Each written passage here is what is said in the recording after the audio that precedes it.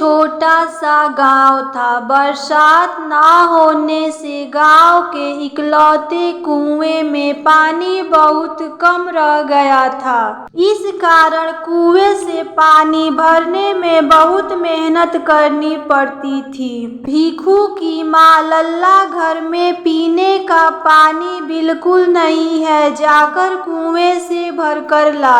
भीखू, क्या कहा? पीने का पानी बिल्कुल नहीं है?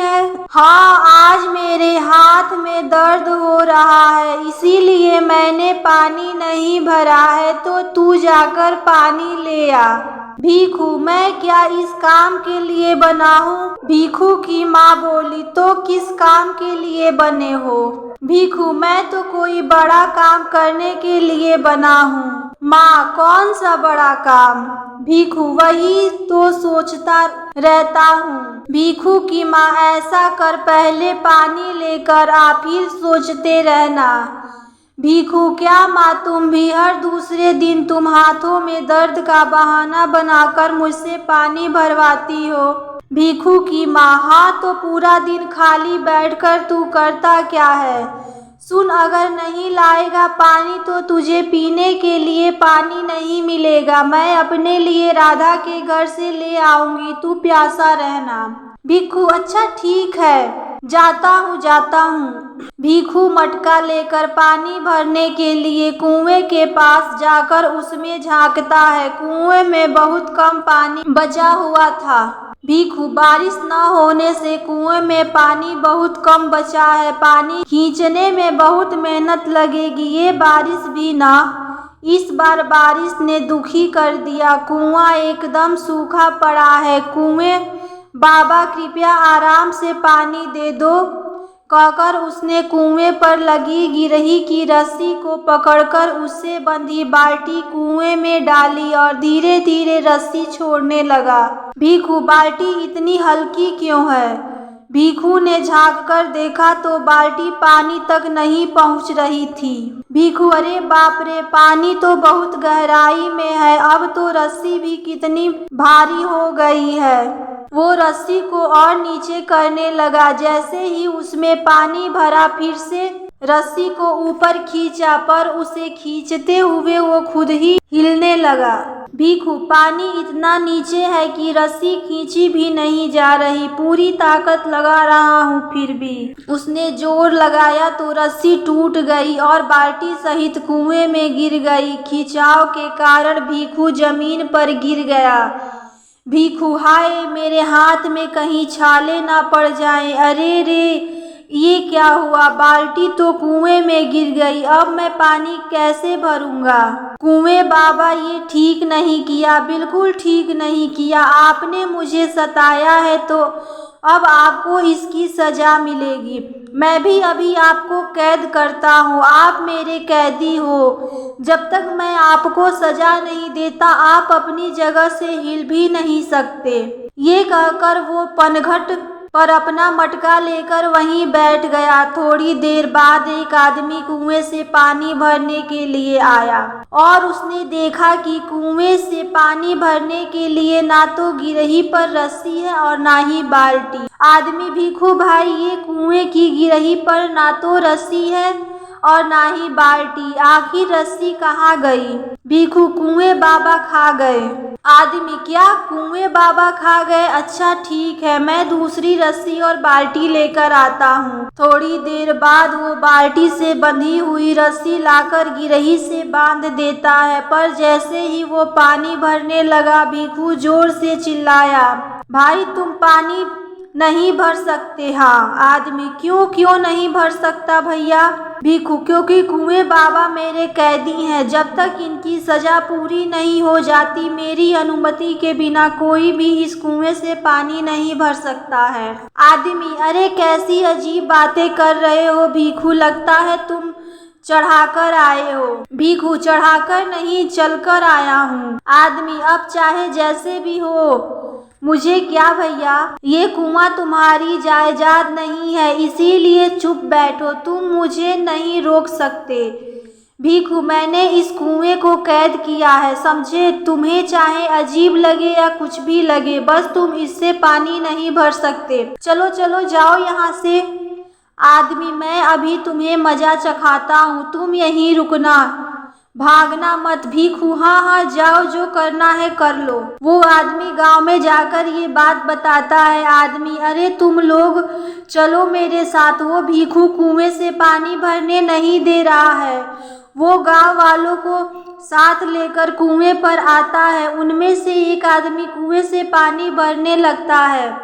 भिखु, ओ भाई हो, तुम इस कुएं से पानी नहीं भर सकते हो। आदमी, क्यों भाई, क्यों नहीं भर सकता? ये पूरे गांव का कुआं है, तुम्हारे अकेले की जायदाद नहीं है। भिखु, मैंने कब कहा कि मेरी जागीर है? पर इन कुएं बाबा को मैंने कैद किया है, मेरे ये कैदी हैं, और जब तक इनकी सजा पूरी नहीं हो जाती कोई इस कुएं से मेरी अनुमति के बिना पानी नहीं भर सकता है। बूढ़ा, अरे भिखु, ये कैसे हो सकता है और तुम इसको कैद कैसे कर सकते हो? भिखु, देखो भाई, बात तो बहुत सीधी सी है। मैं कुएं से पानी लेने आया था और मैंने बाबा से प्रार्थना की थी कि मुझे आसानी से पानी दे दे, और बाबा ने मेरी नहीं सुनी। एक तो मैंने इतनी मेहनत से बाल्टी पानी तक पहुंचाई, देखो पानी कितना नीचे है, देखो तुम खुद ही देख लो, मेरे हाथों में छाले भी पड़ गए। बाल्टी खींचते खींचते रस्सी टूटकर कुएं में गिर गई। अब तुम ही बताओ, मेरी सारी मेहनत बेकार हुई कि नहीं? आदमी, अरे ये तो किसी के भी साथ हो सकता है, इसमें सजा वाली बात कैसे आ गई? भिखु, अगर कोई तुम्हारे बीज चुरा ले या तुम्हारे खेतों को नुकसान पहुंचाए तो तुम क्या उसे छोड़ देते हो? सजा देते हो ना? तुम लोग तो मार के उसका दम ही निकाल देते हो। अब कुएं बाबा ने मेरी मेहनत मिट्टी में मिला दी तो मैंने उन्हें कैद कर लिया है। हाँ। दूसरा आदमी, अरे भिखु, कैसी पागलों वाली बात करते हो भाई, दिमाग घूम गया और क्या तुम्हारा? भिखु, जो समझना है समझो, चलो चलो अभी तुम सब निकलो यहाँ से, और कोई भी मेरी अनुमति के बिना पूरे 2 दिन तक इसमें से पानी निकालने की कोशिश भी मत करना। मैं यहाँ 24 घंटे पहरेदारी के लिए बैठा हूँ। सभी आदमी वहाँ से चले जाते हैं। गांव जाकर वह सभी भिखु की शिकायत एक पहलवान से करते हैं। पहलवान, अरे मैं देखता हूँ कैसे पानी नहीं भरने देता।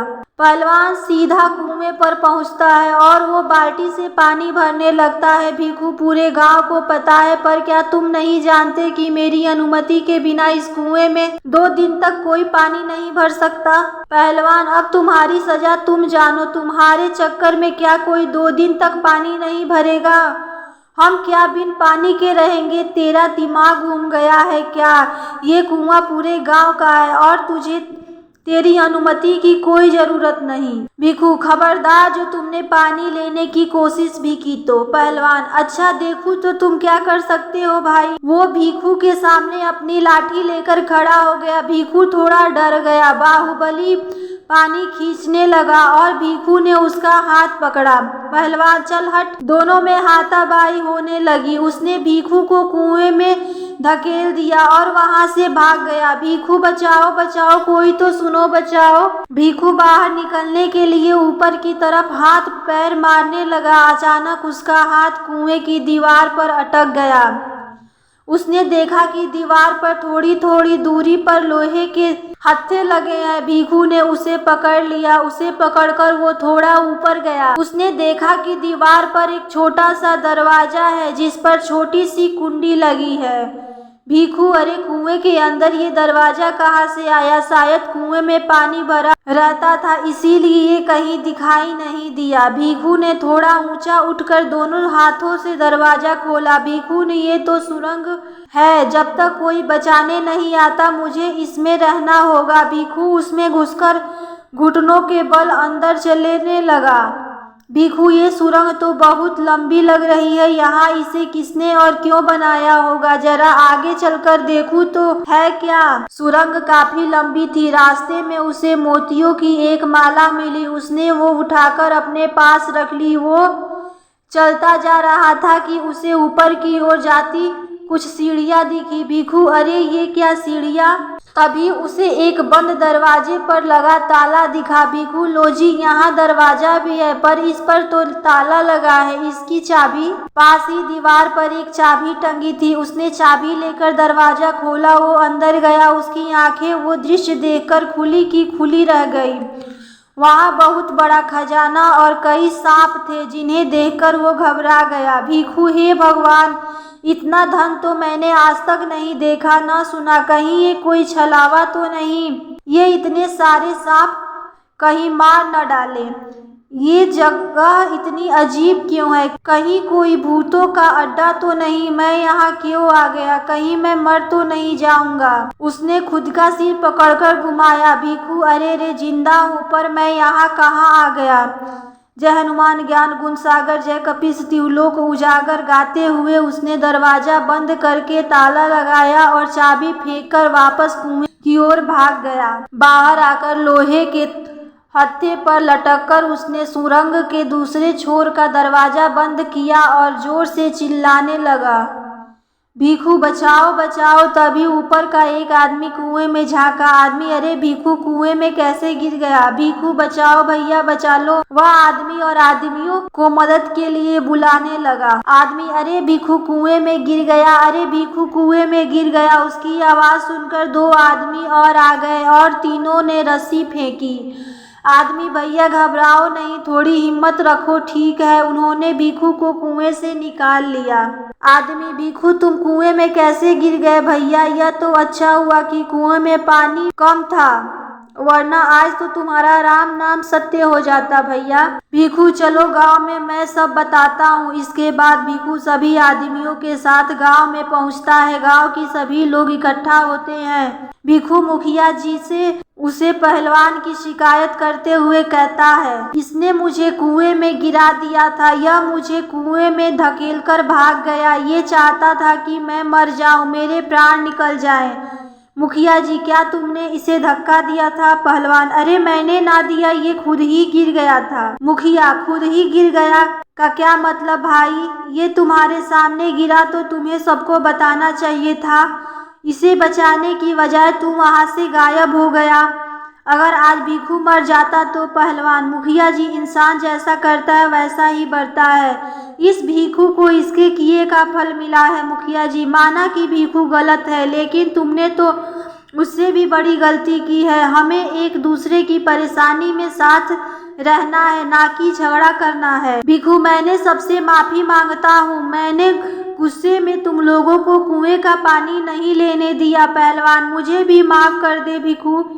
इसके बाद सभी लोग अपने अपने घर चले जाते हैं। रात को भिखू ने माँ को मोतियों की माला दी। भिखू की माँ, ये इतनी कीमती माला तू कहाँ से ले आया? भिखू, तुम्हें क्या, रख लो माँ, तुम पर अच्छी लगेगी। भिखू की माँ, ना पहले बता कहाँ से लाया? आजकल वैसे भी तू बहुत उल्टी हरकतें कर रहा है, तुमने चोरी तो नहीं की? भिखू, ना चोरी नहीं की। भिखू ने माँ को कुएं में सुरंग वाली सारी बात बता दी। माँ भिखू को सुबह मुखिया के पास ले गई। कुछ लोगों ने आकर भिखू को साथ लेकर पूरी छानबीन की। मुखिया, वाह भिखू, तुमने तो बहुत बढ़िया काम किया है। वो सुरंग वाला रास्ता पुराने किले तक जाता है। ये खजाने तक जाने का एक खुफिया रास्ता है, जिसे आज तक कोई नहीं ढूंढ सका, पर तुमने ढूंढ निकाला। इसके लिए तुम इनाम के हकदार हो।